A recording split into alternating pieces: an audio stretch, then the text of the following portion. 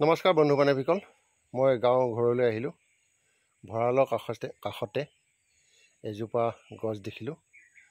গছজোপাই ইমান ধুনীয়াকৈ গুটিবিলাক লাগি আছে, তাকে মনটো ভাল লাগিলে আপোনালোককো দেখাওঁ বুলি মই প্ৰয়াস কৰিলোঁ।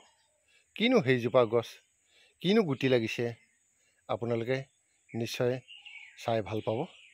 আমাৰ এইজোপা গছ, এইজোপা কি গছ আপোনালোকে চিনি পাইছেনে? এইজোপা তুলসী জলকীয়া বুলি কয়। ইয়াত তুলসী জলকীয়া বুলি কয়। ইমান ধুনীয়াকৈ তুলসী জলকীয়াবিলাক লাগিছে, একদম পূৰা ডুব খাই লাগিছে ক'ব পাৰি। তলৰ পৰা ওপৰলৈ ইমান ধুনীয়াকৈ তুলসী জলকীয়াজোপা লাগিছে।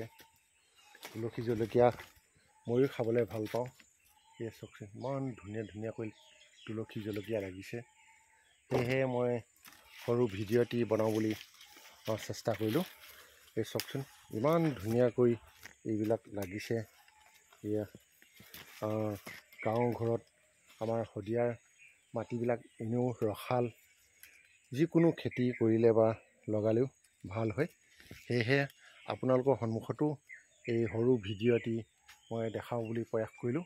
আপোনালোকেও নিশ্চয় এই ভিডিঅ'টি চাই আনন্দিত হ'ব।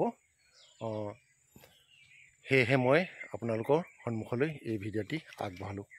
আপোনালোকে কেনেকুৱা পাইছে কমেণ্ট যোগে মোক এই ভিডিঅ'টিৰ বিষয়ে জনাব।